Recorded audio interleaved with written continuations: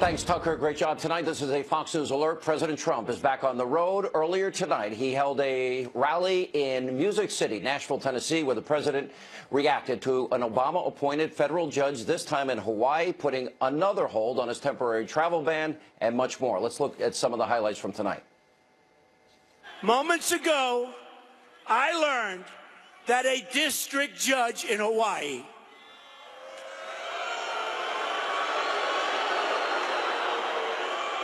part of the much overturned Ninth Circuit Court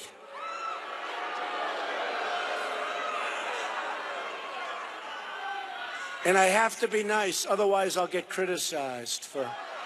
A judge has just blocked our executive order on travel and refugees coming into our country from certain countries.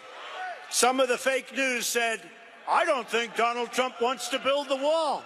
Can you imagine if I said, we're not going to build the wall? Fake news. Fake news.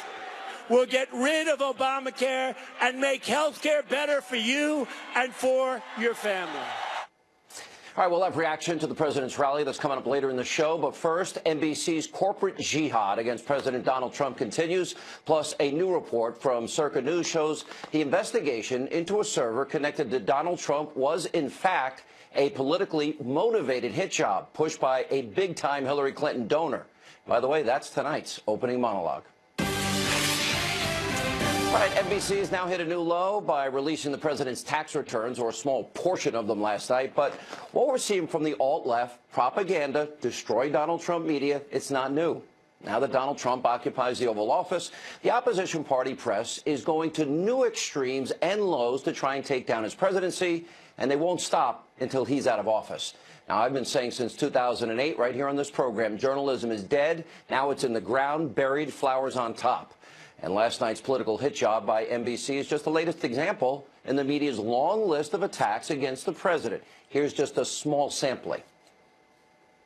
Here you have a deranged president, or a pathologically lying president, lying about the operations of the American government and lying about the previous president of the United States. That's enough to invoke the 25th Amendment. But Mike Pence and the cabinet are not there yet. When he said today, America first, it was not just the racial, I should say racial, the Hitlerian background to it. I understand why so many people voted for him. I understand where you were coming from.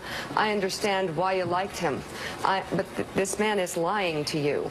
Trump's critics, those who are worried about this president and this White House, saw a live special television event brought to you by narcissism, thin skin, chaos, and deeply personal grievances. This was a white lash. This was a white lash against a changing country. It was a white lash against a black president, in part.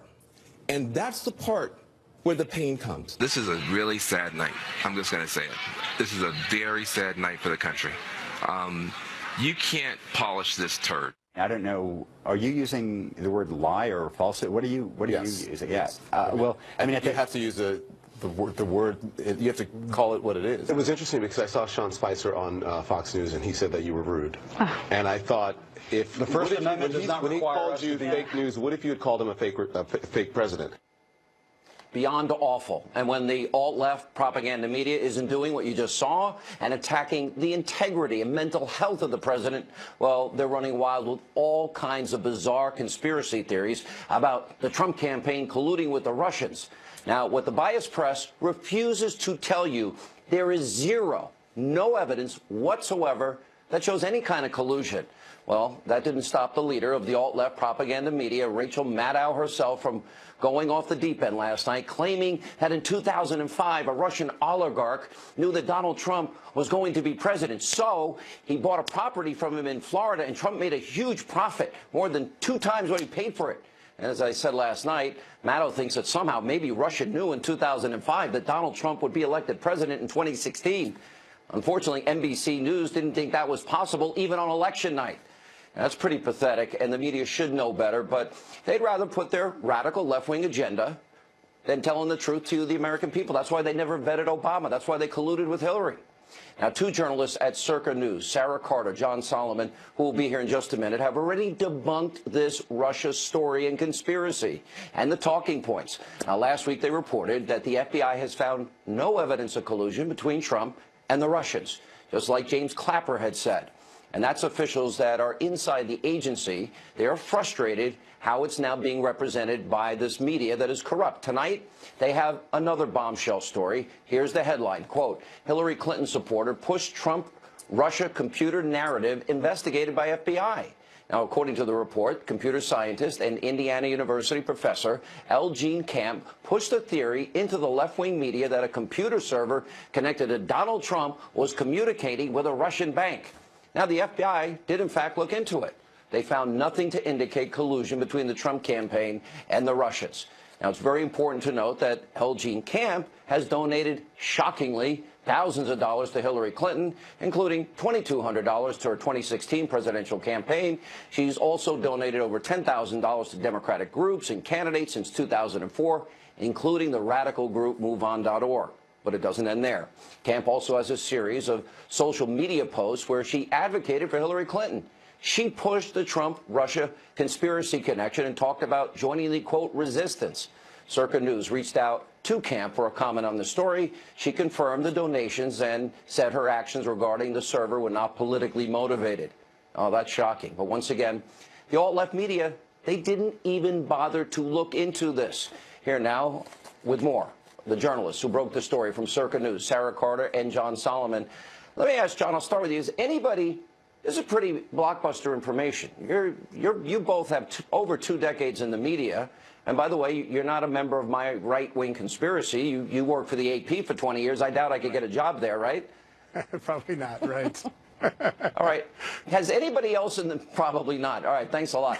A lot of confidence there, John. All right, so has anyone else in the media looked into your story, called you about it, asked for background, considering you're well known in this industry?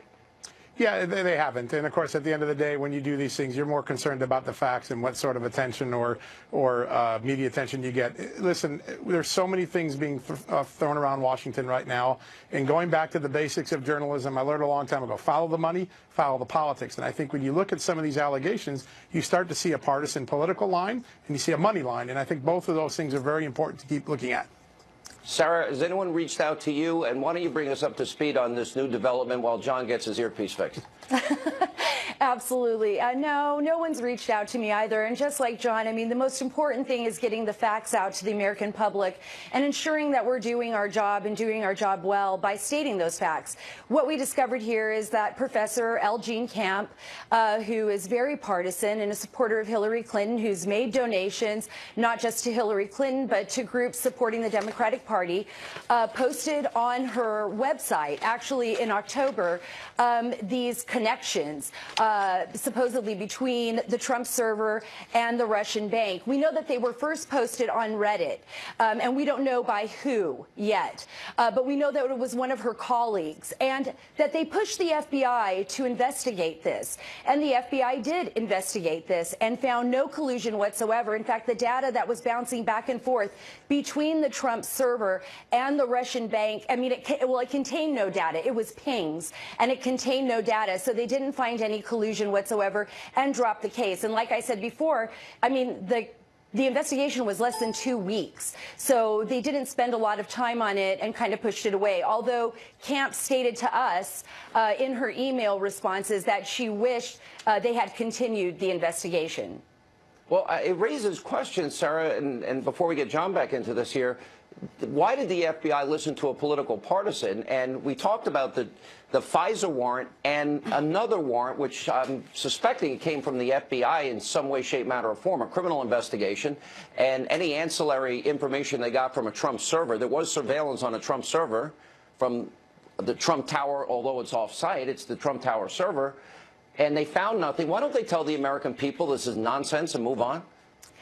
I don't know. All I know is that Senator Lindsey Graham has been asking the FBI to make that statement, and he even said today that there's no evidence proving that there's any investigation between Trump and Russia, and he hopes that the FBI Director Comey will answer that question. What we know is that Director Comey spoke with Senator Grassley today, as well as Senator Feinstein, and that meeting lasted more than an hour. What they spoke about was classified, and they did not reveal what was spoken about. But one thing that we do know is that coming from our sources, coming from the sources that John and I both spoke with, there is no evidence of any criminality between Trump and the Trump team and Russia to date. And that is a fact.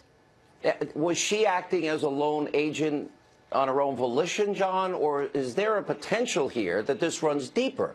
Maybe a collusion, maybe at the direction of somebody in the Hillary campaign or Hillary supporters? Listen, Jean Camp is a well-respected computer researcher. She hung out, as she said, with a bunch of nerds. That was her term. And that they discovered these pings. They became fascinated by it, and they tried to gain attention to it. I think the most interesting part of her social media is when you look in the last few weeks, she seems to lament that this didn't get more attention and that it might have knocked Donald Trump out of the presidency. And it does go towards her motive, giving donations to Hillary Clinton, lamenting that the allegations she made didn't knock Trump out of office. I think those are things that the American public have to take a look at and weigh when they see these stories. Last question. Sure. Sarah, I'll throw it to you. Last question. So what's the next level of this story from your vantage point? What are the questions you want most answered? Well, I think we've just reached the tip of the iceberg. But one of the questions that I think really needs to be answered, and it's a question that House Intelligence Chairman Nunes posed today. Who unmasked the names of Flynn? Who was looking at this raw data? How many more people in the White House could possibly be exposed by leaks in the future?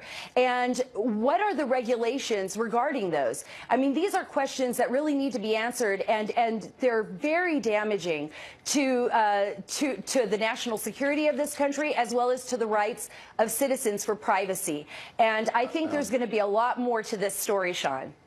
I think there's going to be a lot more to it. I think you're right. The deep state, the Obama holdovers, career bureaucrats, saboteurs, they're trying to prevent the president from being able to do his job. They're spending so much time on these things. That's why I say that purge needs to happen. And I think the U.S. attorneys was only the first step, in my humble opinion. Anyway, thank you both for being with us. We'll follow this investigation. And up next tonight, right here on Hannity. I don't know. I have no idea where they got it, but it's illegal. And you're not supposed to have it, and it's not supposed to be leaked. President Trump reacts to his 2005 tax returns being leaked. Somebody committed a felony. Up next, former Speaker of the House, Newt Gingrich, weighs in on that, and later tonight. And we are going to repeal and replace horrible, disastrous Obamacare.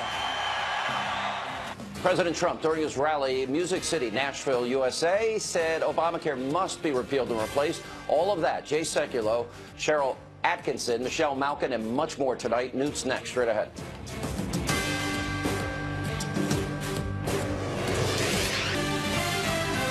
Welcome back to Hannity. So President Trump, during his sit-down interview with our friend and colleague Tucker Carlson earlier today, spoke about the release of his 2005 tax returns. Watch his answer. I don't know. I have no idea where they got it, but it's illegal, and you're not supposed to have it, and it's not supposed to be leaked.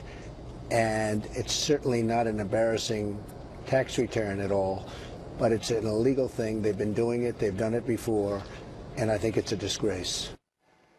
It was a disgrace and likely a felony, and earlier today, MSNBC's liberal Joe Scarborough suggested President Trump leaked the tax returns himself.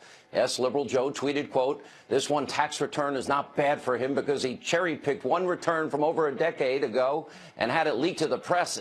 I guess the Russians went out in the dark at night and put it in some guy's mailbox. Anyway, the Trump camp released one positive tax return to distract from Russia hearings and Trump care's meltdown. That's painfully obvious. NBC is now the network of bizarre conspiracy theories. Anyway, joining us with a reaction, author of the New York Times bestseller, also a new op-ed on FoxNews.com about the president's budget. That's former Speaker of the House, Fox News contributor, Newt Gingrich. You work with liberal Joe. I mean, I guess, you know, he's kind of jumped the shark a bit, and now he's into mad conspiracy theories. But, look, you know, yeah, like when you get that look, I know something's coming. Go ahead. if you go to the movies and you look at X-Men or you look at Transformers or you look at a whole range of these hero movies and these various wild action movies, you understand the mindset of a large number of Americans who can't think anymore.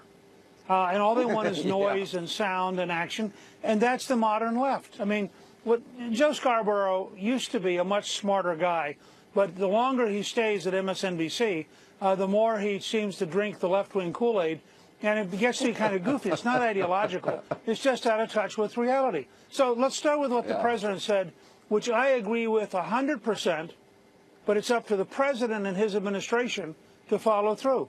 It is a felony to release an Internal Revenue Service tax record. It's punishable by 5 years imprisonment, and they're going to have to start impaneling grand juries and tracking down people who are breaking the law. Let's be clear about this.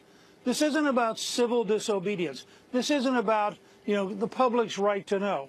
There are a set of laws for good, powerful reasons which prevent people from routinely taking government information and giving it out. And we have to enforce those laws if we're going to have any kind of semblance of government in Washington, D.C. I've been putting up every night, Mr. Speaker, on this program, I've been putting up every example of every leak from the intelligence community. Now we've got his tax returns leaking. Somebody, in every case, you're right, this is a felony that is being committed. And I talk a lot about the deep state. I talk a lot about the lies and conspiracies that keep getting, repeated by the destroyed Trump media. And now it's gotten to the point where I've got to believe that 55% of the time that the Trump team is now spending on defending things that people like John Solomon are reporting are not true. There's been no proof, no evidence of any Russian collusion. Where's James Comey? Why is he not telling the country, yeah, we investigated it, it's over, there's nothing there? Look, what the Trump team should do, what the president should do, is appoint one or two people to deal with nonsense. And they could be called sort of the nonsense squad. And they could go in at the beginning of every one of Sean Spicer's. I work in the White House, and I'm the nonsense director. I deal with the conspiracy theories. What? All I'm saying is they would go in and they would start Spicer's press briefing with a 5 or 10 minute list of that week's nonsense. Then they'd leave. Everybody else ought to focus on infrastructure, creating jobs, solving the health problem, the kind of things that matter to the average American. They should not allow the elite media to suck them into wasting their senior management time chasing a bunch of stories that are garbage. I mean, they ought to say, okay, here's the garbage patrol. Maybe they give it to the person they're mad at. You're now going to be punished. You're in charge of the garbage patrol. I don't care how they do it. Maybe they could go out and recruit Mitt Romney. I mean, there are a lot of different opportunities for service here. But what they should do is have a very small number of people whose job propaganda, conspiracy, their job is to debunking deal with garbage nonsense, and everybody else should focus on the real job. Look, part of it's funny, but when you have the President of the United States, when you have a deep state bureaucrats, Obama holdovers, and you've got these lifelong, career bureaucrats that want to destroy the president and are breaking laws doing it, it's got to end. These people have to go. They have to be fired.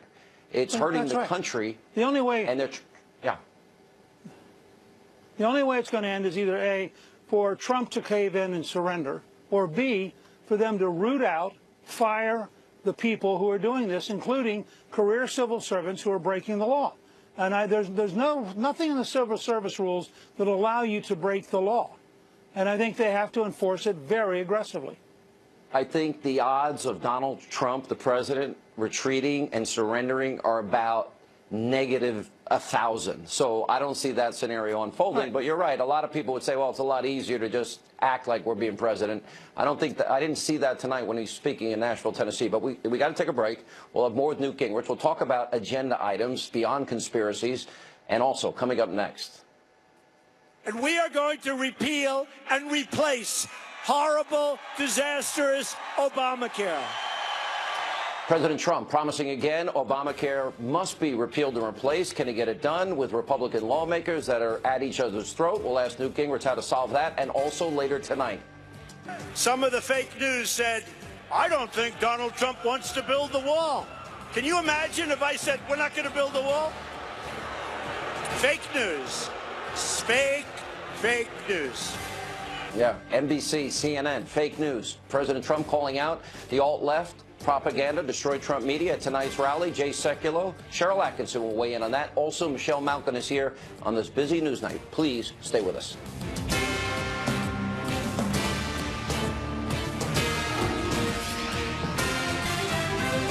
We are going to repeal and replace horrible, disastrous Obamacare. If we leave Obamacare in place, millions and millions of people will be forced off their plans. The bill that I will ultimately sign, and that will be a bill where everybody's going to get into the room and we're going to get it done. We'll get rid of Obamacare and make health care better for you and for your family. All right, that was President Trump earlier tonight in Nashville, Tennessee, saying he is optimistic he will hammer out a deal with Republicans to replace Obamacare. Now, during his interview with Tucker Carlson, the president said there are 5 or 6 Republican senators who oppose the GOP health care plan. I've said it on the show before. Republican leadership, in my opinion, they were ill-prepared for this moment. Now it's time to get it right. And there is reports from the Washington Post that say, quote, Ryan-backed group target Freedom Caucus members with TV ads on the health care bill. Back with us, former Speaker of the House, Fox News contributor Newt Gingrich.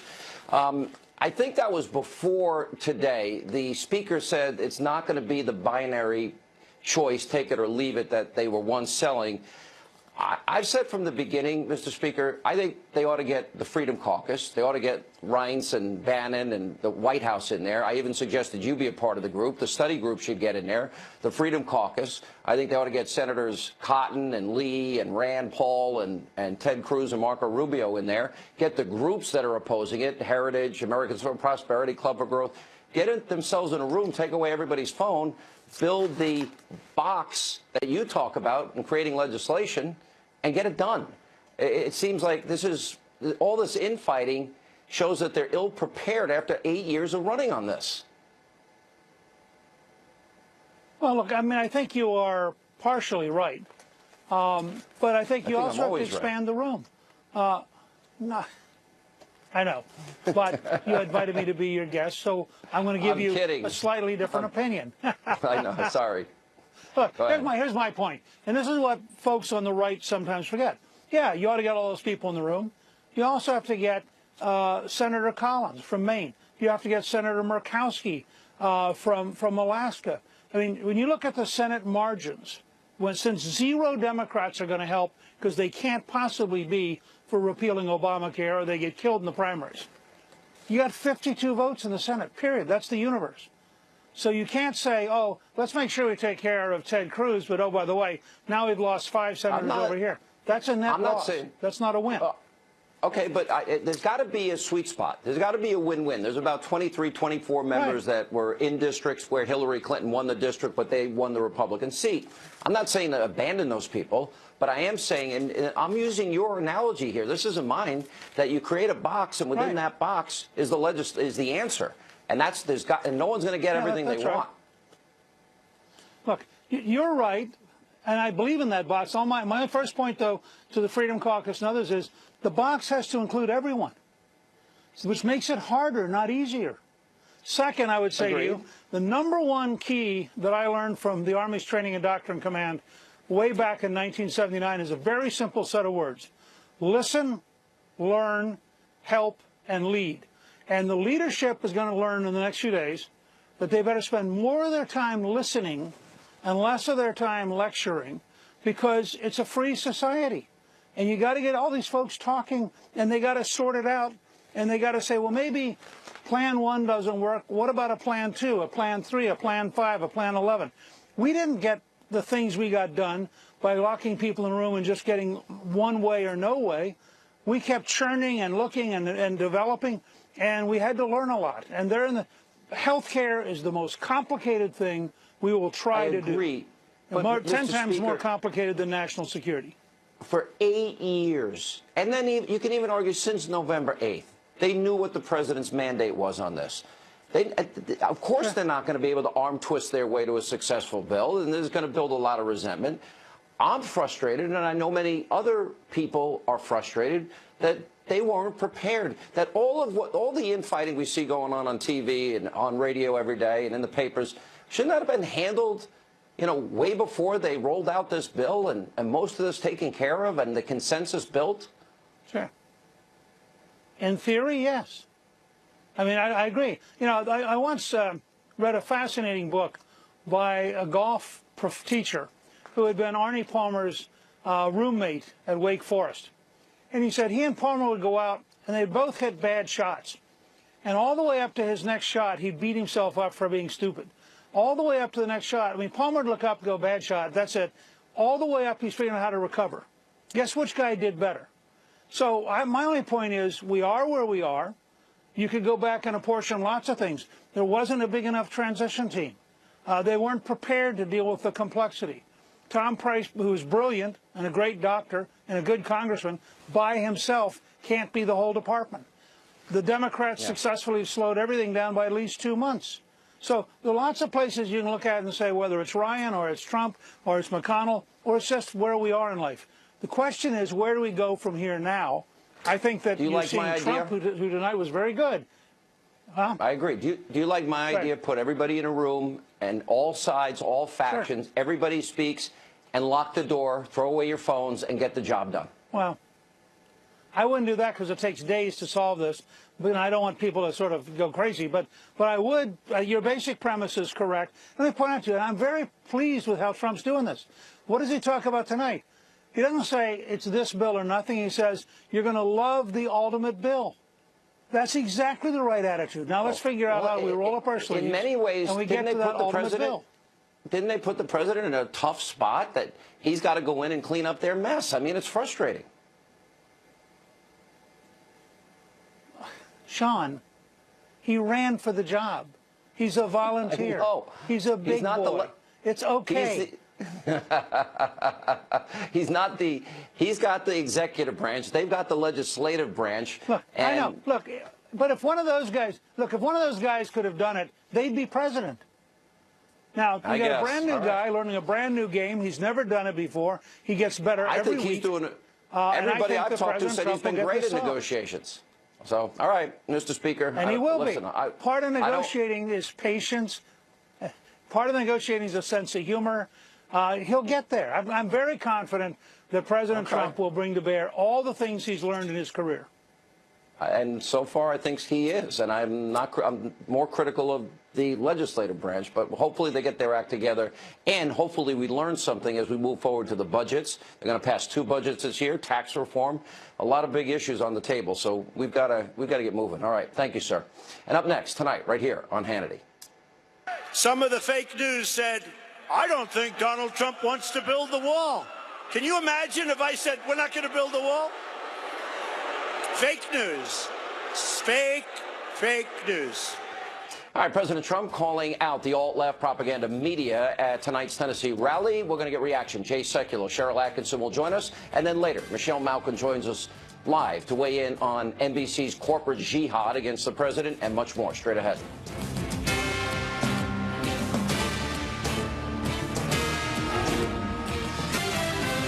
Some of the fake news said, I don't think Donald Trump wants to build the wall.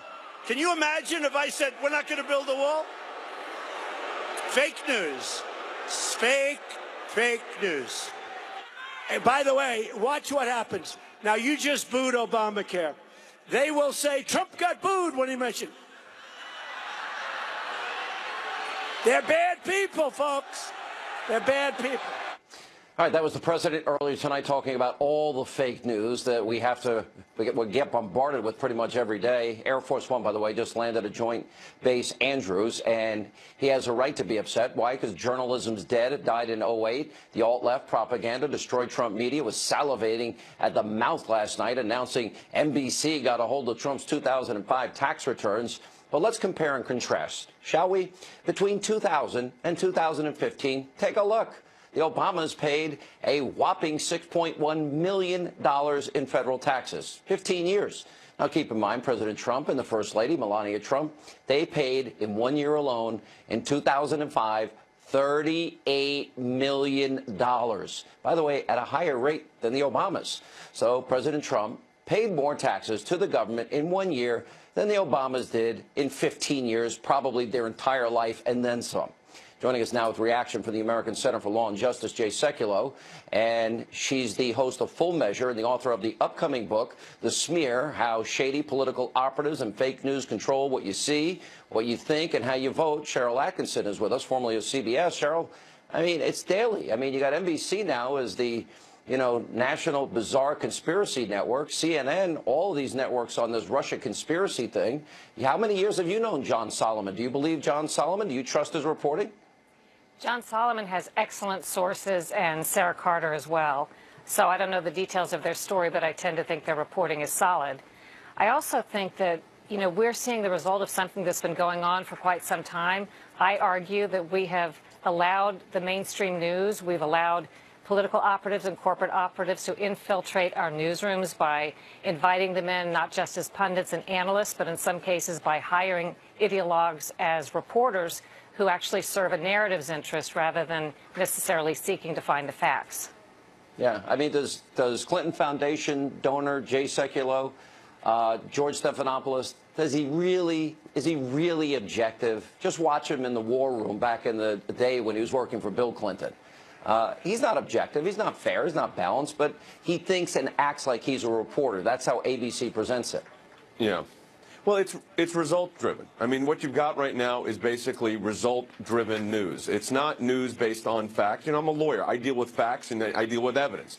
What you've got right now is basically it's results-oriented. They have a goal. They want to get to that goal. They will skew the evidence to get there. And I think the perfect example of that was the ridiculous reporting last night on MSNBC. I mean, that was absurd. I mean, it showed what? That Donald Trump made a lot of money and paid a lot of taxes. I mean, I made the joke, I'm a tax lawyer by training. I could have done a little bit better, I think, for him. But the fact is, I think at the end of the day, what was it? It was trying to create a story out of nothing. And when you don't have a really good set of facts, you argue the law. When you don't have good law, you argue the facts. And I think what the media is doing, a lot of the media is doing right now, is making it up as they go and trying to create some things out of whole cloth. And Cheryl, what was your reaction to last night's massive, big dud of a bombshell? Well, I thought if they were really seeking facts, although Rachel Maddow is an opinion person, but if they were really seeking facts and trying to be accurate. She calls herself a journalist. I beg to differ. In an interview, she calls herself a journalist. Well, there are all kinds of journalists. There are advocacy journalists and so on. Okay, fair enough. I don't think she would say she's a neutral player. But I think in fairness, once the results were what they were, there should be an obligation to say it for what it is rather than try to portray it as the thing that you hoped that it would have been.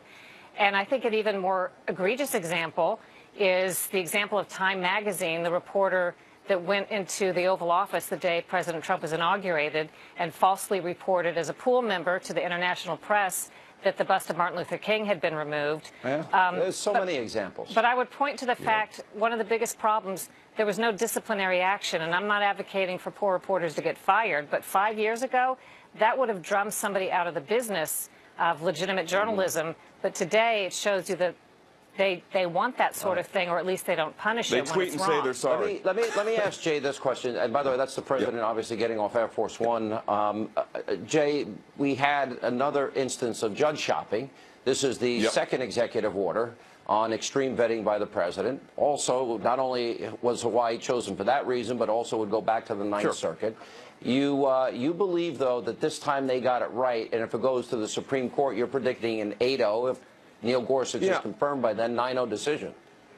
Yeah, I mean, the basis of the district court judge's opinion in Hawaii is that the extreme vetting on 6 countries constitutes a violation of the Establishment Clause of the United States Constitution. Now, if that judge was correct as a matter of law, I think it's fundamentally flawed, and I think actually this judge has created a constitutional crisis when there was none. And I would take it a step further and quote a justice of the Supreme Court who reminded his colleagues that the Constitution's not a suicide pact.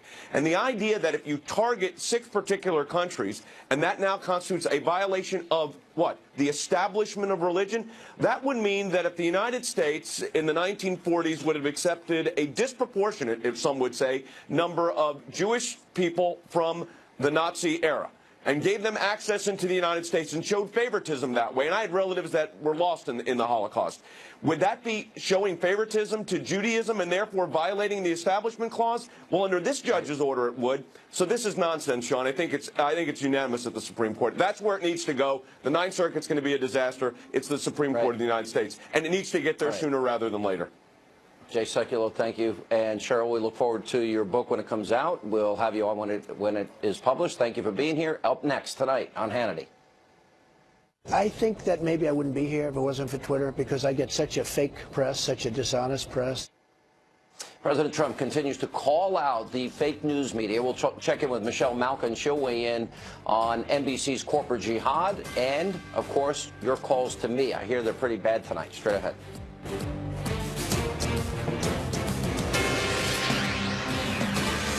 Because I get such a fake press, such a dishonest press. I was very good to NBC, and they are despicable. They're despicable in their coverage. CBS, ABC, you take a look at what's going on. I call it the fake press, the fake media. It is a disgrace what's happening. All right, that was the president during his sit-down interview with Tucker Carlson. That was earlier today, calling out the alt-left media, destroy Trump media for the dishonest coverage. Last night, MSNBC's Rachel Maddow hit an all-new low by focusing her show on Trump's 2005 leak tax return. She actually views herself as a journalist. She recently told the AP, quote, "People want to draft me as an activist all the time, ascribe that role to me. I'm not. The reason I know I'm not is that I stopped doing that in order to be the person who explained the news and delivered the news instead." It's a very clear line for me. She does think she's a journalist, which is hilarious, but Michelle Malkin of Michelle Malkin Investigates on CRTV is with us. All right, she's not a journalist. It's not even really worthy of a discussion in any way. But this is serious in a lot of ways. What's your reaction to it? Well, the MS in MSNBC stands for Maddow sinks and sabotages NBC. I think that this was a long time in coming, and I'm glad to see that she beclowned herself as big as she did. Even many of her allies among the progressive movement on the left were smacking themselves in the forehead after salivating over her hype over the story. But I think it's worth discussing this very fundamental question about who is a journalist. Because if you're some elite liberal from an elite college who gets her pedigree from Oxford and it brags about her title as a Rhodes Scholar, it doesn't matter that your sole experience as a so-called journalist was as a radio host for bankrupt Air America. I actually committed journalism 12 years ago when I and a good friend of mine, Brian Maloney, did what nobody else would do, certainly not the fish record, in digging into the finances of that decrepit institution. And yet here is Rachel Maddow, who's been able to fail upward for years and years and call herself a journalist. Anybody can commit journalism. What these people commit every day is political propaganda. No, and I agree with that. Look, if people ask me, the first thing I will tell you, and Cheryl Atkinson, I think, had a good word. I would say I'm an advocacy journalist. There's nobody that's watching this show, I don't think, that thinks that I'm a news person like a traditional newsman. I am a conservative talk show host, and in part that includes some straight interviews sometimes.